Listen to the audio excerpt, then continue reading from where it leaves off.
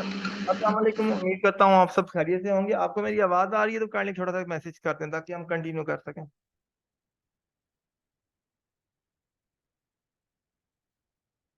आपको मेरी आवाज़ आ रही है तो काइंडली मैसेज कर दें।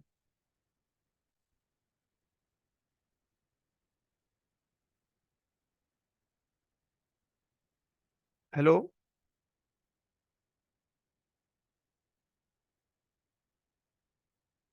मैसेज अभी अच्छा चले आ रही है, चलें ठीक है। चलें कंटिन्यू करते हैं टाइम को ज़ाया किए बगैर। अच्छा ये बताएं कि लास्ट अभी जो जितने भी मेंबर बैठे हैं आप में से लास्ट वेबिनार किसने अटेंड किया था। मैसेज कर दें ताकि मुझे आइडिया हो जाए कि अभी ऐसे लोग हैं जो लास्ट वेबिनार के लिए मौजूद हैं।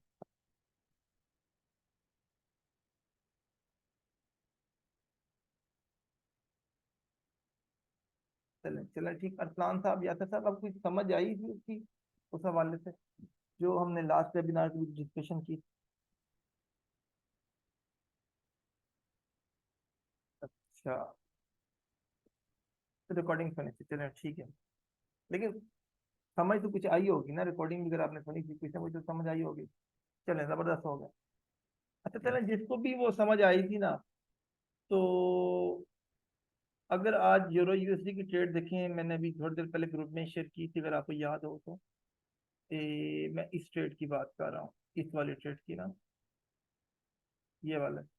तो ये मैंने ट्रेड दी थी कैम 30 के बीच। ये जो थ्योरी मैंने लास्ट टाइम सिखाई थी ना पिछले वेबिनार की भी, ये वही थ्योरी है बिल्कुल। अगर आपको वो थ्योरी समझ आई तो डेफिनेटली सी बात है, आपको ये भी समझ आनी चाहिए। इसमें अगर आप आरएसआई को देखें, यार एक तो लोग लेट ज्वाइन करते हैं। इसमें आरएसआई को आप देखिए, आरएसआई यहाँ पे कहाँ पे था, किस जगह पे, और यहाँ पे देखें प्राइस ऑलमोस्ट उसकी इक्वल थी, और यहाँ पे आरएसआई कहाँ पे आ चुका हुआ था। तो इसे ट्रेडिंग की लैंग्वेज में कहते हैं हिडन डाइवर्जेंस या कंटिन्यूशन डाइवर्जेंस। तो उस बेस पे मैंने तकरीबन यहाँ से 1.07 से मैंने एंट्री दी थी सेल की। अब ये स्टॉप लॉस सिर्फ 13 पिप का स्टॉप लॉस, सिर्फ और सिर्फ 13 पिप का। और आप ये देखें कि ये मेरे ख्याल से 13 39, ये तकरीबन 1:2 से ज्यादा ट्रेड बन गई है, प्रॉफिट में चल रही है 1:2 से ज्यादा। तो आप, अच्छा ठीक है, आपको क्या क्या लगता है कि ये मतलब कैसा सिस्टम है जो मैंने आपके साथ लास्ट वेबिनार किया था, और मुझे कुछ इस किस्म के एजुकेशनल वेबिनार आगे करने चाहिए फ्यूचर में या नहीं करने चाहिए। कमेंट सेक्शन में काइंडली मैसेज करें। हम जो आज का टॉपिक है मेन, हम उसके ऊपर आते हैं। हमारा आज का टॉपिक है, अभी हम 10 20 मिनट कुछ वीकली प्रोडिक्शन के हवाले से वो बात करेंगे कि आने वाले दिनों में मार्केट, अभी तो खैर 3 दिन है, आज बुध है, तो आने वाले 2 3 दिन अभी और हैं, या अगले वीक में मार्केट क्या बिहेव करेगी, एक लॉन्ग टर्म फोरकास्ट क्या हो सकती है किसी भी पेयर की ना। आप लॉन्ग टर्म किसी पेयर को किस तरह एनालाइज कर सकते हैं, तो आज हम उस चीज को स्टार्ट करेंगे, ठीक है। तो चलें आ जाते हैं हम अपने मेन टॉपिक के ऊपर। चलें ये आ गया। अभी यूरो यूएसडी आप देखें, यूरो यूएसडी को अगर आप D1 टाइम फ्रेम ओपन करें तो आपको अंदाजा होगा कि यूरो यूएसडी काफी दिनों से नीचे आ रहा है, ठीक है। यूरो यूएसडी एक काफी टाइम से नीचे आ रहा है। ये देखें लास्ट इसने एक इम्पल्सिव दी, फिर करेक्शन किया, फिर ऊपर चलेगा, उसके बाद एक करेक्टिवली नीचे आ रहा है। अच्छा आप में से कोई मुझे ये बता सकता है कि ये जो डाउन की मूव आई है, ये वाली जो डाउन की मूव आ रही है, ये इम्पल्सिव है या करेक्टिव है। काइंडली जल्दी से मैसेज करें ताकि मुझे अंदाजा हो मैं आगे कि आप में से किसी को पता है ये इम्पल्सिव है या करेक्टिव है।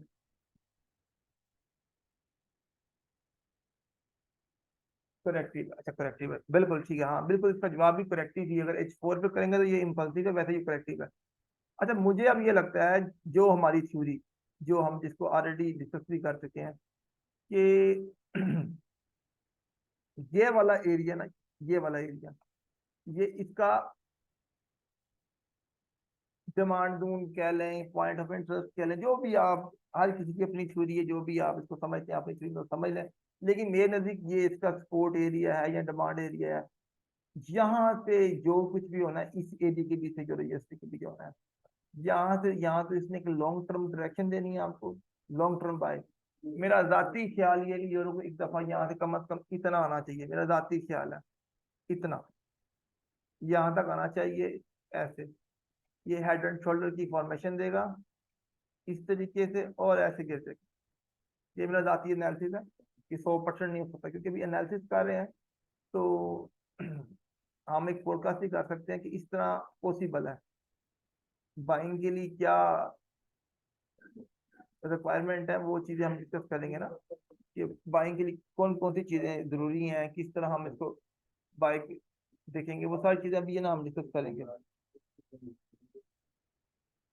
ये एरिया लगा दिया। अच्छा, अब इसकी वजह क्या है, मैं इसी एरिया को, ये एरिया भी तो है। अब आप में से कुछ लोग मुझे ये कहेंगे जी कि जी ये एक हाई था, जी करेक्शन थी, और ये फिर एक हाई, ये तो इसने यहाँ पे लो तोड़ दिया, मोस्टली ट्रेडर्स को यही समझते हैं कि सेल हो गया, तो इसने लोअर लो बना दिया। पहली बात, ये सारी यहाँ से लेके यहाँ तक ये एक वेव थी, ये कोई दो वेवें नहीं थी। यहाँ से लेके यहाँ तक ये एक वेव थी। अगर आप यूरो यूएसडी को देख लें तो ये काफी अरसे से अप ट्रेंड में चल रहा है, डाउन ट्रेंड नहीं चल रहा, मतलब अभी तक इसने कोई लोअर लो बनाया ही नहीं किसी अपने मेजर वेव के अगेंस्ट, कहीं भी इसने लोअर लो नहीं बनाया। पहली बात ये। दूसरी बात ये है, अगर इसमें हम आरएससी को थोड़ा सा स्टडी करें, आरएससी ये देखिए, ये वाला, यहाँ ये सबसे लोएस्ट प्राइस यहाँ पे है, तो हम क्या करते हैं, इसको इस तरह कर लेते हैं। अब यहाँ पे अगर हम लाइन लगाते हैं सीधी, तो आप देखेंगे कि यहाँ पे ना आर एस से नीचे आ गया हुआ है। ये देखिए, यहाँ पे लगा लें आप इसको यहाँ पे, और इसको सीधा कर लें, ये थोड़ा ऊपर आएगा।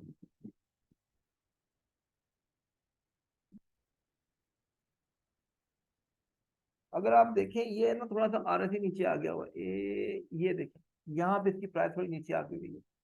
हालांकि प्राइस को देखें ऊपर, जो लाइव मार्केट में प्राइस चल रही है, यहाँ पे तो प्राइस डाउन है, ठीक है, आर से भी डाउन है, लेकिन यहाँ पे इतनी डाउन आई नहीं, जबकि प्राइस तो ज्यादा डाउन आ चुकी हुई है। तो ये हमें एक हिडन डाइवर्जेंस दे रहा है, कंटिन्यूशन डाइवर्जेंस दे रहा है, डाइवर्ट कर रहा है, जो हमें इस चीज को बता रहा है कि मार्केट में अभी बायर एक्टिव है, वो इसको बाय की तरफ ट्रिगर करेंगे। ये हमें इस चीज को बता रहे हैं, ठीक है। ये तो हो गया एक वेव टू वेव एनालिसिस। अभी आते हैं हम करंट सिनेरियो पे। करंट सिनेरियो देखें ना, तो यहाँ पे एक बना हुआ है क्लासिक बुलिश डाइवर्जेंस। आप में से बहुत से लोगों को डाइवर्जेंस आता होगा, अगर डाइवर्जेंस नहीं आता तो अगला टॉपिक हम डाइवर्जेंस पे रख के उसको उधर डिस्कस कर लेंगे बड़ी डिटेल के साथ। ये देखो, ये डाइवर्ट देखे ना, ये डाइवर्ट हुई हुई है मार्केट, ये इसकी स्लोप डाउन साइड पे है, इसकी स्लोप अपवर्ड है, तो ये डाइवर्ट हुआ है। क्लासिक बुलिश डाइवर्जन है, जो इस चीज का एविडेंस है कि प्राइस विल रिमेन बुलिश। यहाँ ये एक रिवर्सल कह लें आप, ये बुलिश रिवर्सल है। अब प्रॉब्लम ये है कि डाइवर्जेंस तो सबको पता होगा, लेकिन डाइवर्जेंस वर्क कहाँ पे करता है। अब मेन यहाँ पे एक मसला ये चलता है, डाइवर्जेंस वर्क कहाँ पे। डाइवर्जेंस कोई भी, जब डाइवर्ट मार्केट कारी होती है, वो किसी स्पेसिफिक सपोर्ट या रेजिस्टेंस एरिया पे वर्क करते हैं। मेरी बात समझ आ रही है। कोई भी डाइवर्जेंस तब काम करेगा जब वो किसी सपोर्ट या रेजिस्टेंस एरिया के बीच होगा, अदरवाइज वो काम नहीं करेगा। वैसे तो तीन तीन चार चार डाइवर्जेंस बन जाते हैं और मार्केट ऊपर से ऊपर, जैसे ये देख लें आपके सामने, ये एग्जाम्पल है, डाइवर्ट हो रही है, डाइवर्ट हो रही है, लेकिन प्राइस अप से अप ही जा रही है। इससे नीचे का बाना, जब तक इसे कोई ऐसा मजबूत इसे फोर्स ना मिले जो इसे नीचे पुश ना करे, जैसे ये आज देखें, ये किसी ठोस सहारा मिल गया जो इसको यहाँ से बाउंस करेगा, क्योंकि प्राइस अब पास्ट के बीच भी यहाँ से बाउंस हुई थी, तो डेफिनेटली सी बात है यहाँ से भी प्राइस बाउंस होगी लाजमी, क्योंकि ये डायरेक्ट नहीं तोड़ सकती। इतना लंबा सफर यहाँ से लेके कराची से लेके लाहौर तक आ गई है, तो ये डायरेक्ट तोड़ के पेशावर नहीं जा सकती, इसे कुछ ना कुछ यहाँ से रिट्रेस बैक करना पड़ेगा। ये रूल है ना। तो मुझे लगता है कि ये जो एरिया है ना, ये हमारा मेन इंटरेस्ट होना चाहिए इसकी भी। और यहाँ से ही प्राइस रिवर्स होगी। अब रिवर्स करने के लिए हम क्या करेंगे, इसको आवर फोर के बीच ले आएंगे, ऐसे आवर फोर। अब आवर फोर देखें तो आवर फोर भी हमें ये शो कर रहे हैं कि ये देखें, इसमें जो सेलर है ना वो ज्यादा एक्टिव है। आप बाय की कैंडलस्टिक भी देखें और सेल की कैंडलस्टिक भी देखें, बाय की कैंडलस्टिक ज्यादा बड़ी है ना, ज्यादा अग्रेसिव है। जो इस चीज को हमें ये इंडिकेशन है कि प्राइस डाउन जाने में इंटरेस्टेड है। लेकिन सवाल फिर वही है, जरा कहाँ तक डाउन, जहां तक इसको कोई सहारा ना मिल जाए मजबूत, सपोर्ट ना मिल जाए मजबूत, ये तब तक नीचे ही जाता जाएगा। और नीचे जो इसका मजबूत एरिया वो मैंने दिखा दिया आपको, ये वाला। अब मेरे नजदीक यूरो यूएसडी का बिल्कुल एंड है। यूरो यूएसडी किसी भी टाइम यहाँ से यूरो यूएसडी बाउंस के लिए तैयार है। यूरो यूएसडी को यहाँ से बाउंस होना चाहिए मेरे मुताबिक। इसी तरीके से, अच्छा इसको अभी डिस्कस करते हैं यूएसडी सीएचएफ। यूएसडी सीएचएफ भी मेरे दिए गए एरिया पे आ गया हुआ, अगर याद हो ना, मैंने एक ट्रेड दी थी 2 वीक या 1 हफ्ता पहले, तो यही मेरा जोन था। ये मेरे जोन के बीच आ गया हुआ। अब यूरो यूएसडी सीएचएफ यहाँ तक मैं समझ रहा हूँ कि ये वापस गिर जाएगा, यहाँ से या यहाँ से इसकी वापसी के रोशन इम्कान है कि ये फिर वापस हो जाएगा। इसी तरीके से यूरो यूएसडी, ये जो एरिया मैंने दिया हुआ है, इस एरिया के बीच ही यूरो यूएसडी बाय होगा। अब बाय के लिए क्या कैटेगरी, क्या रिक्वायरमेंट है हमारी, जिस तरीके से ये इम्पल्सिव बनी हुई है ना, ये वाली, इस किस्म की कोई हमें इम्पल्सिव वेव चाहिए जो किसी हाई को तोड़े। फॉर मिसाल के तौर पे समझे जी, प्राइस यहाँ पे पहुंच गई है, इस तरीके से प्राइस यहाँ पे पहुंच गई है, ऐसे ऐसे और ऐसे। अब क्या होगा, अब एक बाय की ट्रेंड की कंफर्मेशन तब होगी जब एक न्यू हायर हाई बनेगा। अब नया हाई कब बनता है, हम किस तरह अंदाजा लगाते हैं, जब पुराना हाई है जी, मिसाल लगा लें जी, जैसे मैट्रिक के बच्चे पेपर देते हैं तो 1100 नंबर में से आए हैं जी 1050 नंबर, तो हम क्या कहेंगे नया हाई कब बना, जब 1051 नंबर किसी के आएंगे या 1060 नंबर आएंगे ना, हम कहेंगे जी न्यू हाई बन गया।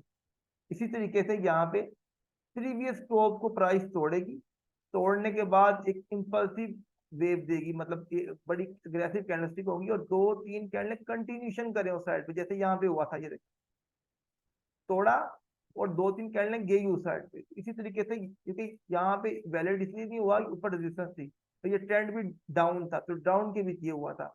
अब क्योंकि ये वीकली सपोर्ट है, डेली सपोर्ट है, बड़ा स्ट्रॉन्ग इसका एरिया है, तो प्राइस इस एरिया को तोड़ेगी। ये वाली जो इसका था सेकंड लास्ट हाई, इसको तोड़ते हुए क्या करेगी, वापस आकर रिटेस्ट करेगी कोरेक्टिवली। और यहाँ से जब तोड़ के वापस कोरेक्टिवली नीचे आ रही होगी ना, जब यहाँ से इम्पल्सिव उठेगी तो ये यहाँ पे 70 पे आ जाएगी।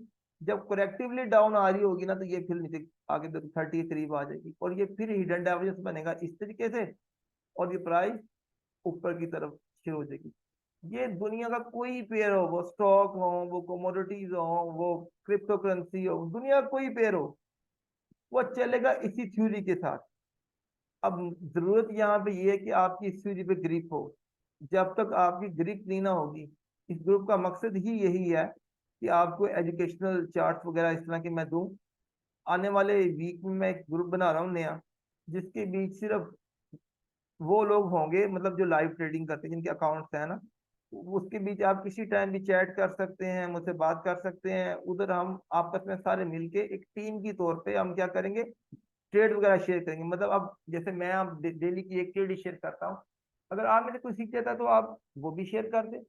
ये तो सदका जारिया भी है, किसी का भला करना, और दूसरा शेयरिंग इज केयरिंग, सबको फायदा हो जाएगा। कि मेरा किसी मतलब अकेले का कोई फायदा तो नहीं है ना इसमें, अगर आप शेयर करते हैं तो आपके किसी बहन भाई को प्रॉफिट हो जाए आपकी वजह से, किसी फायदा ही है ना। तो ग्रुप का मकसद ये होगा कि उसमें फ्री एजुकेशन दी जाए, जो जो लोग सीख रहे हैं दूसरों की भी हेल्प करें। ग्रुप का मकसद ये होगा। इंशाल्लाह मंडे वाले दिन मैं क्रिएट कर दूंगा ग्रुप, लेकिन उसकी शर्त होगी कि अकाउंट होना लाजमी है। हम अपने टॉपिक की तरफ आ जाते हैं वापस। तो ये क्राइटेरिया यूरो यूएसडी का बाय होने का। अगर ओवरऑल देखें यूरो यूएसडी, मुझे फिलहाल यूरो यूएसडी इस तरह लगता है कि यूरो यूएसडी को ना यहाँ से उठ के ना तकरीबन यहाँ तक कम अज कम इसे आना चाहिए, कम अज कम यहाँ तक इस एरिया पे आए, और यहाँ से मैं यूरो यूएसडी को लॉन्ग टर्म एक सेलिंग देखता हूँ, तकरीबन 0.95 और 0.52, सॉरी 8200 ना, जो इसका मंथली टारगेट है।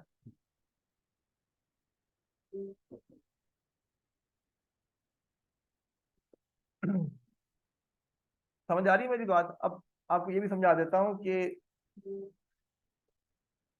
8200 क्यों इसने आना है। इसकी जो मंथली सपोर्ट पड़ी हुई है ना, वो पड़ी हुई है यहाँ पे, ये देखो। इसने एक दफा इस एरिया को टेस्ट जरूर करना है। इस एरिया को टेस्ट करेगा इस तरीके से, ऐसे, ऐसे, ऐसे, और लॉन्ग टर्म बाय। ये मेरा चार्ट, मेरी बातें याद रखिएगा। ये इस चीज को होने के लिए कम से कम 3 से 5 साल, 10 साल भी लग सकते हैं, लेकिन होगा इंशाल्लाह, अल्लाह ताला के फजल करम से होगा ऐसे ही। मुझे बड़ा यकीन है कि ये इस तरह से ही मूव करेगा। अगर इसका चैनल बनाए तो चैनल के हिसाब से ये ऐसे बनता है। अच्छा, 1 मिनट ना, अजान हो रही है, तो मुझे 1 मिनट अजान का जरा मौका दीजिएगा। अजान हो रही है, मैं अजान की बात कंटिन्यू करता हूँ।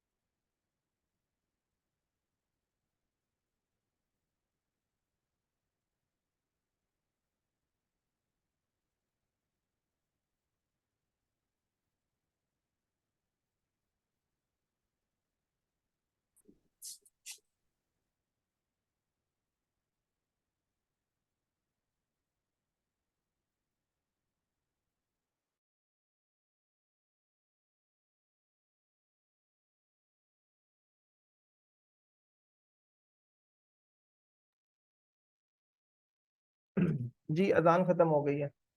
तो ये मेरी मतलब बेस ही यूरो यूएसडी को मैं लॉन्ग टर्म डाउन ही समझता हूँ ना, लॉन्गर टर्म ये पेयर डाउन ही है। लेकिन ओवरऑल डेली में इस तरह है, H4 पे इस तरह है, H1 पे, तो मैंने सारा सिनेरियो कल इसी तरीके से आप दुनिया में किसी भी पेयर का माइंड सेट बना सकते हैं, इसने मूव किस तरह करना है। आप एक मेजर एनालिसिस करेंगे, मेजर डायरेक्शन के बीच बार बार बैठेंगे, क्योंकि यूरो यूएसडी की भी डायरेक्शन डाउन थी, इसलिए मैं M30 भी इसको सिर्फ सेल ही समझता हूँ। देखिए, सेल सेल ही आ रहा है। अब आते हैं पाउंड के बीच और गोल्ड, हम 3 पेयर करेंगे, मुझे गोल्ड पे पहले आते हैं क्योंकि ज्यादा लोग गोल्ड को पसंद करते हैं, तो हम गोल्ड के बीच आते हैं।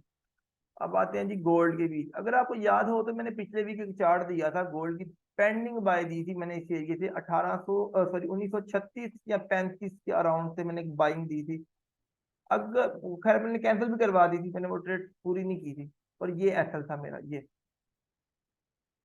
इसका डिमांड एरिया था। इसने वापस रिटेस्ट किया, यहाँ से बाउंस हुआ, लेकिन ये पूरा बाउंस नहीं मुझे लग रहा था ये बाउंस नहीं होगा, वैसे ही हुआ कि वो पूरा बाउंस नहीं हुआ, तो मैंने इसलिए ट्रेड कैंसिल करवा दी थी।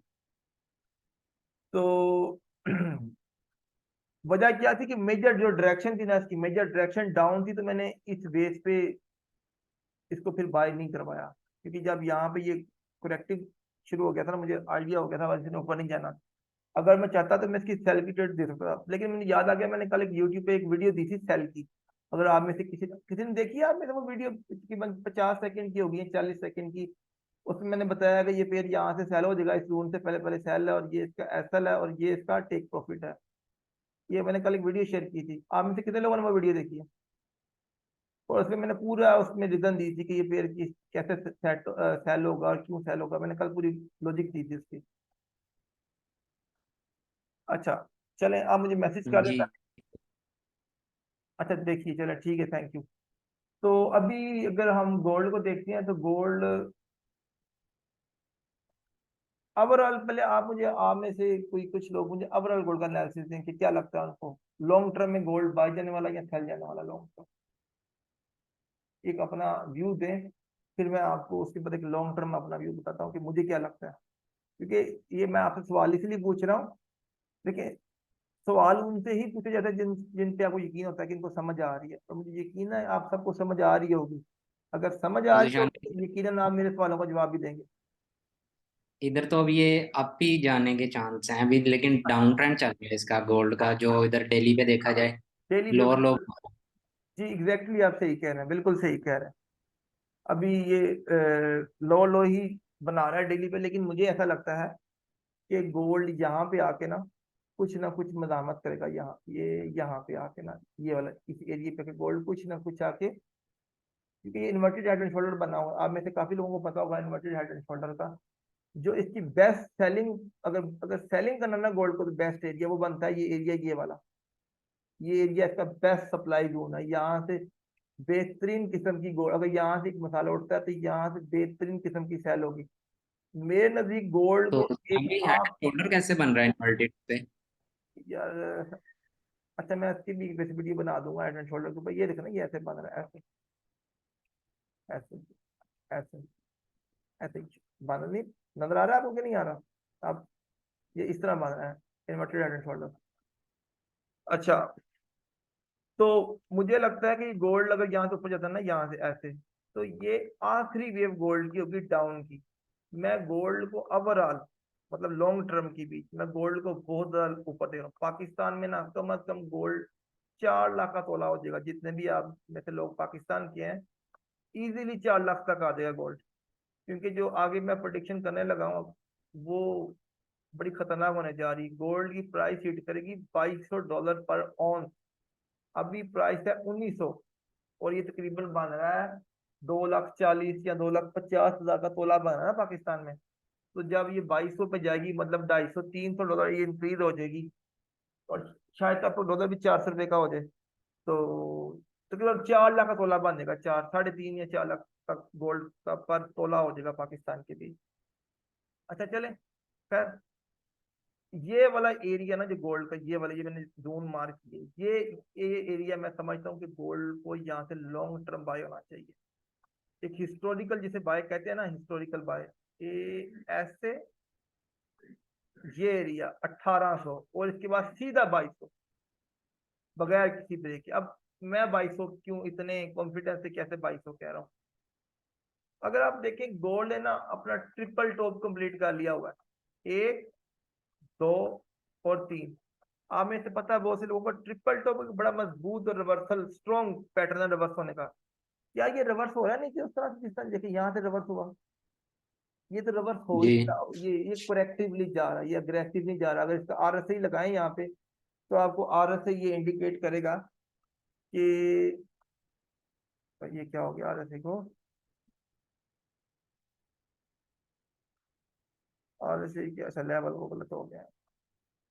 आरएसआई लगाएं तो आरएसआई पे क्या बना हुआ है? ये हिडन डाइवर्जेंस तो ऑलरेडी बन गया ना, ये देखिए। अगर यहाँ पे आ जाता है, तो ये हिडन डाइवर्जेंस तो ऑलरेडी क्रिएट हो गया हुआ है। अगर यहाँ पे इतना आ जाता है, इतना, तो ये ऑलरेडी हिडन डाइवर्जेंस बन गया हुआ है। तो गोल्ड जब यहाँ जाके ऐसे आएगा ना, यहाँ से गोल्ड लॉन्ग टर्म बाय हो जाएगा। ये इसकी वीकली डिमांड एरिया है इसका। यहाँ से गोल्ड लॉन्ग टर्म बाय हो जाएगा, और तबाही हो जाएगी कम से कम पाकिस्तान में सोने की। ये गोल्ड का मतलब एक लॉन्ग टर्म व्यू है। ये हो गया वीकली। अब आते हैं डेली के ऊपर। डेली भी मैंने थोड़ा डिस्कस कर लिया कि डेली को सेलिंग के लिए मैं ये एरिया बेस्ट समझता हूँ सेलिंग के लिए, और बाइंग के लिए मैं फिलहाल ये एरिया समझ रहा हूँ। ये एरिया बेहतरीन एरिया गोल्ड को फिलहाल बाय करने के लिए। आने वाले कुछ दिनों में आपको भाई दादा, इसका जो है फिर, यानी कि अभी कोई भी ट्रेड लेने से पहले हम वेट करेंगे कि बाय हो रहा है या सेल करना है। देखें आप मुझे आपका नाम देर में नहीं आ रहा, लेकिन जो भी है आपका सवाल बहुत अच्छा है, बहुत अच्छा सवाल है। जब भी कोई प्राइस आपको चीपर मिलेगी, अब तब भी खरीदेंगे ना। अब सस्ती मतलब किसी एक स्पेसिफिक स्पोर्ट के, आपने किसी भी पेयर का बाय का अपना मूड तब बनाना है, देन जब तब बनाना है जब वो किसी स्पोर्ट एरिया के करीब हो। वहां मैं कोई मजबूत डिमांड एरिया, आपने इसको बाय वहां से करना है, ताकि आपको आइडिया होगा किसी पेड़ को खरीदना कैसे है। खरीदने का प्रॉपर प्रोसीजर है ना। आप यहाँ पे ये एरिया ना, ये वाला एरिया, ये डिस्काउंटेड प्राइस है गोल्ड। यहाँ से गोल्ड बहुत सस्ता, बड़े प्लेयर्स को भी बहुत सस्ता लग रहा है गोल्ड, कि यहाँ से इनको बाय करना चाहिए। और ये जो एरिया, ये डिस्काउंटेड सेल है, कि यहाँ पे रिस्क बहुत कम है, इतना सा रिस्क है, और ये सेलिंग एरिया है इसका। ठीक है। तो अभी ये कुछ भी नहीं है, अभी फिलहाल ये कुछ नहीं है। लेकिन आवर 4 पे देखें तो ये बिल्कुल नीचे आ चुका हुआ, और ये इसका फ्रेश वो है, क्या कहते हैं, डिमांड एरिया ना इसका, ये वाला फ्रेश डिमांड एरिया। तो मैं जी। फिलहाल ये समझ रहा हूँ, फिलहाल ऐसे यूरो यूसी की तरह, इस तरह जैसे मैं यूरो यूसी को समझ रहा हूँ, सेम मैं इसको भी वैसे ही समझ रहा हूँ। गोल्ड को, गोल्ड इस बॉक्स के बीच से गोल्ड को ऊपर जाना शुरू हो जाए। बल्कि आप में से कुछ लोग वो फेयर वैल्यू गैप को भी जानते होंगे। अगर फेयर वैल्यू गैप को किसी को पता है, तो ये वाला एरिया बनता है ना, ये वाला, यही उसका वो वापसी रिटर्न का एरिया बनता है। खैर मैं उस थ्योरी पे इतना काम नहीं करता, लेकिन मैं आपको सिर्फ इंफॉर्मेशन के लिए बता रहा हूँ आपको। ठीक है, आखिरी पेयर करते हैं पाउंड का। इसके बाद मुझे ज्यादातर कोई सवाल जवाब आपका हो तो आप मुझसे पूछिएगा, नहीं सवाल जवाब तो मुझे याद दीजिएगा। आखिरी पेयर है इसके बाद ये। अच्छा जिशान भी, आप वीडियो रिकॉर्ड करके ये वाली डालते हैं यूट्यूब पे? जी सर, मैं ताबेदार, ये कौन सी बात है, आप ना भी कहते मैं डाल देता। मैं रिकॉर्डिंग हो रही है ना, क्योंकि ठीक है सर। बहुत से ऐसे लोग अभी होंगे जो मतलब कोई जॉब पे होगा, कोई ड्यूटी पे होगा, कुछ अवेलेबल नहीं हो। कोई तो मसले मसाइल होते हैं ना, मैं समझता हूँ ये चीज। अच्छा, ये था पाउंड यूएसडी। तो पाउंड का मुझे बड़ा श्योर था 100% कि पाउंड यूएसडी यहाँ से गिरेगा। क्यों गिरेगा? अब ये प्राइस देखें और ये देखें, यहाँ पे देखें और यहाँ पे देखें, बड़ा जमीन आसमान का फर्क है। यहाँ पे आरएसआई देखें और यहाँ पे देखें, ये कैसे है और ये है। ये अभी सिर्फ मैं एक थ्योरी की बेस है, मैं पिछले 2 से 3 वीक में जितने मैंने ट्रेडर दिए हैं, सिर्फ और सिर्फ एक थ्योरी की बेस पे ट्रेडर दे रहा हूँ। इस तरह की मेरे पास कम से कम 50 थ्योरियां, 50 लॉजिक्स होंगी जिनकी बेस पे मैं किसी भी पेयर को बाई या सेल करता हूँ। लेकिन ये सिर्फ मैं एक थ्योरी को बार बार इसलिए डिस्कस कर रहा हूँ ताकि सबको ग्रिप हो जाए इसके ऊपर। मतलब ऐसे लोग भी हैं जो मतलब पेड क्लासेस अफोर्ड नहीं कर सकते ना, मैं समझता हूँ ये चीज। तो मैं ये इस फ्री क्लासेस का मकसद ही यही है कि जो लोग अफोर्ड नहीं कर सकते वो यहाँ से सीख लें ऐसे। देखिए, सीखने के लिए ना एबिलिटी होनी चाहिए, स्किल होनी चाहिए इंसान की भी। अगर जी आप में भूख हो ना, भूख सीखने की, तो आप फ्री में ही सीख लेते हैं। और जिसने नहीं सीखना वो पैसे दे के भी नहीं सीखेगा। ये मेरा मानना है, मानना करिएगा मेरी बात का। तो ये हिडन डाइवर्जेंस था, उसकी बेस पे ये नीचे आया। अच्छा, एक और बात मुझे याद आ गई, मुझे कितना मैसेज आया कि पेड कोर्सेज वगैरह आप करवाते हैं। मुझे तो 3 दिन, 2-3 दिन से लोग बहुत ज्यादा मैसेज आ रहे हैं पेड कोर्सेज के बारे में। ऐसा नहीं है कि मैं नहीं करवाता, मैं करवाता हूँ। लेकिन जब एक चीज आपको फ्री में मिल रही है तो आपको पैसे देने की क्या जरूरत है? फ्री में और पेड में फर्क ये होगा कि फ्री के भी वीकली 1 या 2 लेक्चर है, और पेड की भी जाहिर सी बात है 5 होंगे, और 5 लेक्चर हो सकते हैं, और 1 1 क्लास होगी। फर्क ये है बस। मुझे ना कल भी किसी के मैसेज आए थे, आज भी मैसेज आए थे, तो मैंने इसलिए ये बात डिस्कस की। तो ये हिडन डाइवर्जेंस था, ये देखें जी, हिडन डाइवर्जेंस था। और यहाँ पे कैंडलस्टिक पैटर्न अगर देखें तो हैंगिंग मैन टाइप बना था यहाँ पे। यहाँ देखिए, यहाँ बेरिश इनगल्फिंग बन गया। यहाँ अगर आप कह लें जी, कुछ भी जो भी आप लॉजिक देने हैं यहाँ पे दे लें वो। अगर छोटे टाइम फ्रेम पे आएंगे M5 पे, तो यहाँ पे ये एक इसका था वो, ये एरिया ना इसका एक प्राइस, इसकी डिमांड जोन थी जो ये टूट गई। टूटने के बाद क्या बन गई? सप्लाई बन गई। इसने रीटेस्ट दिया, बेरिश इनगल्फिंग कैंडलस्टिक पैटर्न बन गया। यहाँ से हमने सेल कर दिया, ये हमारा स्टॉप लॉस आ गया और टेक प्रॉफिट।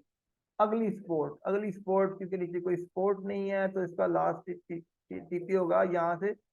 यहाँ से जब आप सेल करेंगे तो अगला टीपी होगा फर्स्ट स्पोर्ट।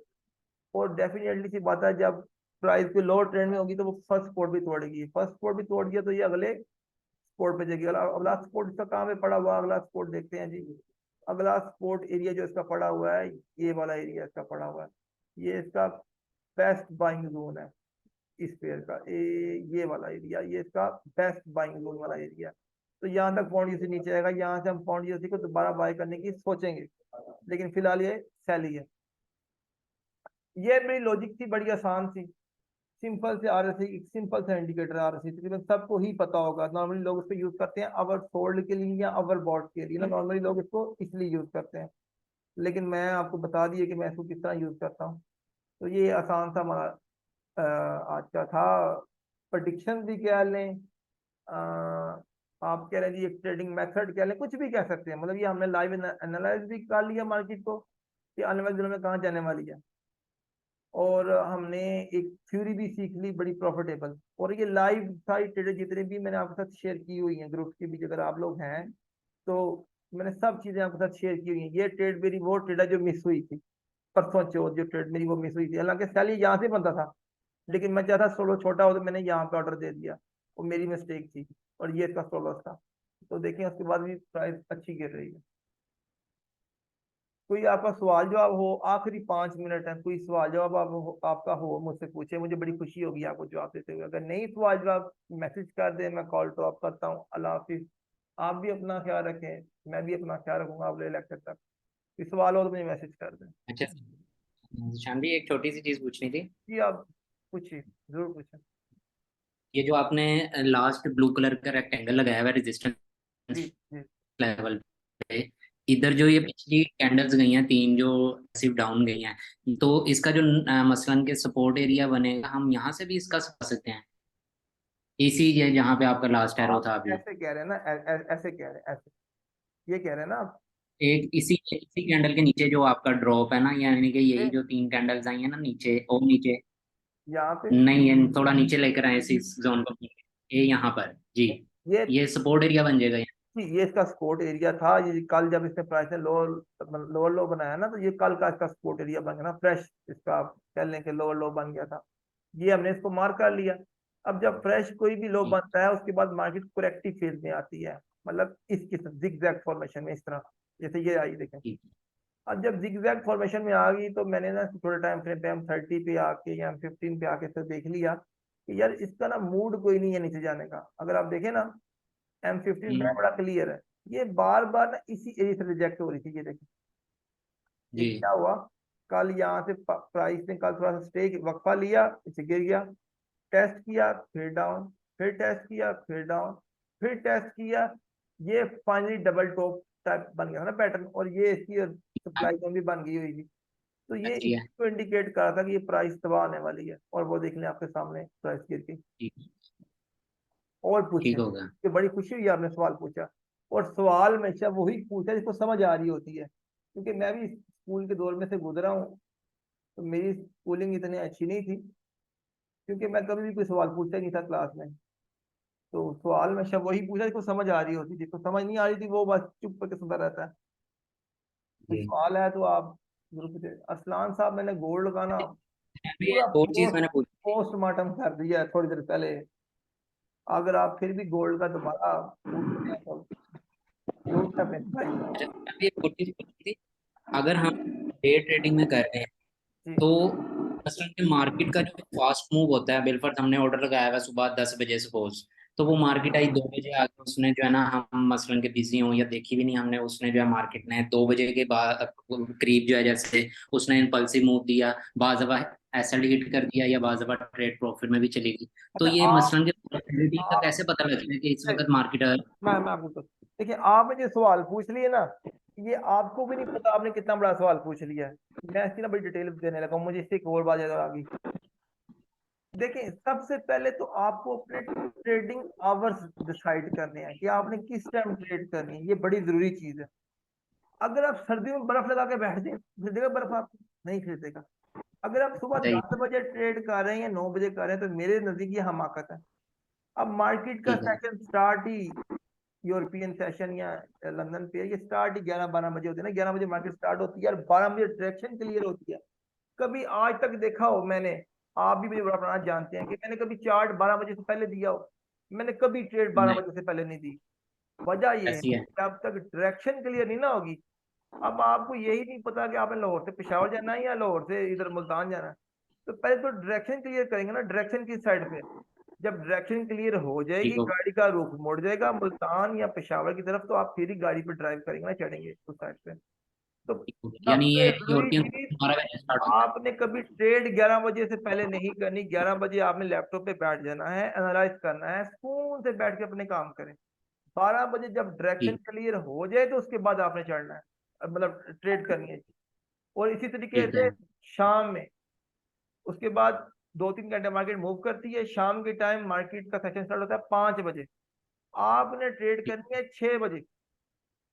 ठीक है। 5:30 न्यूज आती हैं, 5 बजे यूएस सेक्शन स्टार्ट। लेकिन मैंने आज भी ट्रेड 6 बजे तक 5:32 पे ट्रेड दी है, न्यूज के बाद ट्रेड दी थी।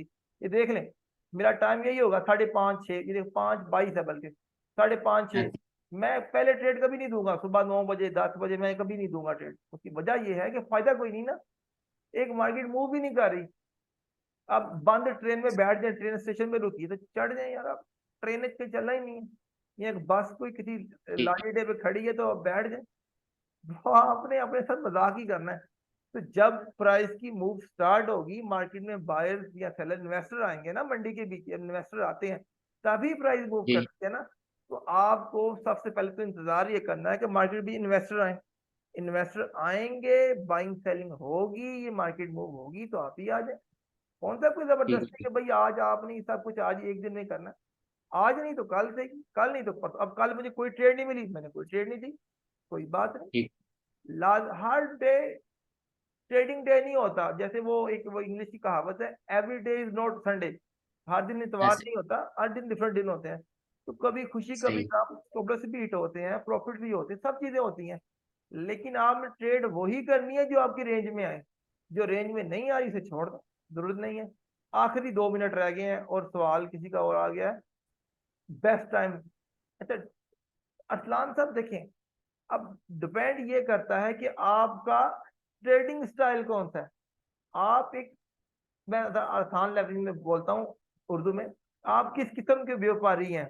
आप कोई वो 2-3 महीने की ट्रेड होल्ड करते हैं, आप मंथली ट्रेड होल्ड करते हैं, आप हफ्ते के हफ्ते करते हैं, आप डेली के डेली हिसाब किताब करते हैं। अब कुछ व्यापारी ऐसे होते हैं जो चीनी खरीद के 3 महीने रख लेते हैं। कुछ लोग ऐसे होते हैं जिसने आज खरीदी, समझे एक मसाला 5,000 की बोरी खरीदी, 200 प्रॉफिट हुआ, 52 रुपये बेच दी। तो हर किस्म की तबीयत अपनी है ना। तो सबसे पहले डिसाइड आपने ये करना है कि आपकी तबीयत क्या है। आप एक बड़े व्यापारी हैं, लॉन्ग टर्म होल्ड करने वाले हैं, या आप छोटे हैं। ये आपने फैसला करना है कि आप कौन से ट्रेडर हैं। ठीक है, मेरी बात समझ आ रही है आपको। तो क्या जिशान भाई short term. M15 M30 H1 ये बेस्ट टाइम फ्रेम है। गोल्ड में H1 डायवर्जेंस बन रही है जी। डाइवर्जेंस के बगैर जो भी आप DIT हैं, डाइवर्जेंस के बगैर एक पिप जो होता है ना सिंगल, वो मूव नहीं कर सकता मार्केट।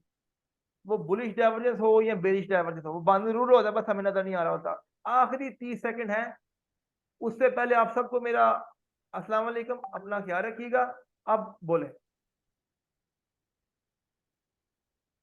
मैं कह रहा था जिशान भाई, डे ट्रेडिंग के लिए जो है मसलन के, वो कौन सी टाइमिंग, H1 है, M30 ये H1 बेस्ट पे है? एनालाइज करें, M30 M15 पे एंट्री लें, इवन M5 पे भी एंट्री ले सकते हैं, कोई इशू नहीं। जब आपको डायरेक्शन पता होगी ना, फिर आपके लिए मसला नहीं है। डायरेक्शन पता होना चाहिए, सबसे दूसरी चीज डायरेक्शन, कि गाड़ी किस साइड पे जा रही है। ठीक। जब आपको डायरेक्शन पता होगी, आपके लिए कोई ठीक हो। प्रॉब्लम नहीं है। टेक केयर, अल्लाह हाफिज, अपना ख्याल रखिएगा। ठीक है। टाइम खत्म हो गया। अल्लाह हाफिज। बहुत शुक्रिया आप सबके आने का।